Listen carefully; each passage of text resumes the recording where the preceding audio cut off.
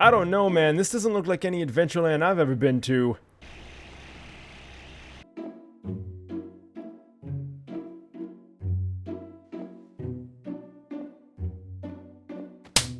Whoa, whoa, whoa. Take it easy, man.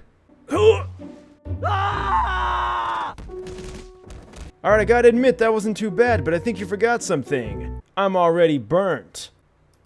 But burning is not going to be the theme in today's video. No, today we're going to be taking a look at a mod that is all about blood. So if you guys remember the default blood textures and the decals and the blood effects from Half-Life 2, they're great for the time, but we've kind of evolved beyond that. Today we're going to be taking a look at a mod that really completely overhauls this. Case in point, let's start with the crowbar. Hitting someone with the crowbar, you're going to notice, well, the blood textures look different. But not only that, when they do eventually die, you'll see the effects are also much more different. For instance, this cool blood puddle that spawns underneath him and slowly grows out over time.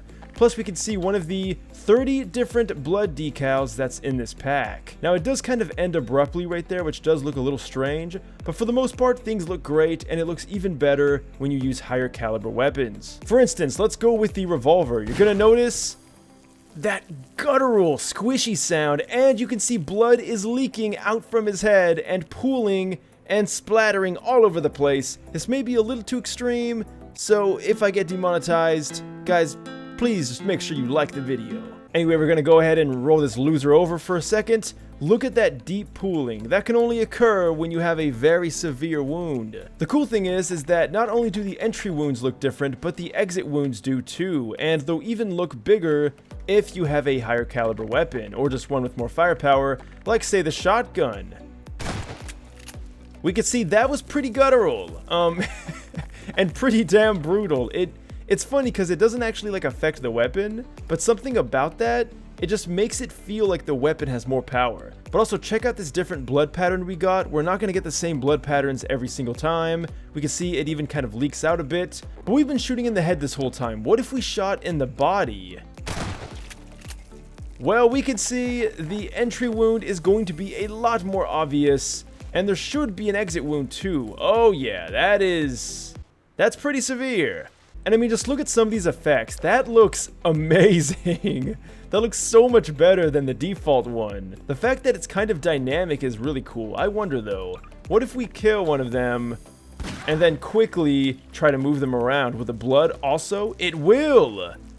So the blood will move dynamically on where you move the ragdoll, or I guess wherever the ragdoll is. So not only do we get the animated blood pools, but we also get the animated blood spurting, which is what we saw there when we moved him around. That's just some of the awesome features that you can expect in this blood mod. But we are going to do something interesting. We're going to spawn in 2 NPCs and have them duke it out to just really see some of the blood effects. Alright, so we're going to pause this real quick. So Barney got a few good shots in. Check this out. This is the bleeding from the Combine soldier, and we can see the blood slowly follows him, and we can also see the entry wound. And the fact that the blood kind of dynamically covers his body, I really can't express it enough, but we're gonna go on. Like, this mod is just so sick. Alright, no Gordon to be found here, my guy. So Barney should be able to take out this Combine soldier, no problem. I don't know why he's dilly-dallying. Come on, man, just take the shot. There we go. And the final result is a lot of blood. A lot of very visceral-looking blood effects, like the pooling. And by the way, the effects do go away over time, so if you're worried about performance, there shouldn't be a single issue with that here. Now, initially, I did want to actually throw an NPC into one of these, because I thought, oh, you know, like kind of like Ragdoll Slaughter, maybe we'll get some interesting blood effects. However, I don't know if that's the case. I mean, there is bleeding, but I noticed that this mod doesn't really focus as much on impact, except for, of course, fall damage. So for instance, if we actually go up here, check this out. You see that? That small amount of misting, that's from our fall damage. Check that out. But now we're gonna see what happens when we fall and die. Ooh, that was a nasty one. And there we have it. So it doesn't look like we got any new effect, but I think the higher up you are, the more damage you can expect. Oh my god. Okay, well, speaking of fall damage, let's just fall into this dark crevice right here. This should be pretty spectacular. And unfortunately, you die before you hit the bottom because there is a death floor down there, so that's gonna be a no-go. Alright, this looks exciting. So while we wait for that, I did want to show off some of the Ultra Kill weapons. These weapons are from the game of the same name, Ultra Kill, and it's similar to the Blood is Fuel mod that we took a look at recently. I'll put that in the top right corner. Alright, but before we look at that, let's see what Odessa does, and... Oh my god! That is a lot of blood! Okay, stop the machine! Unfortunately, there is no stopping. But let's go ahead and get in there. See what some of those effects look like. Wow.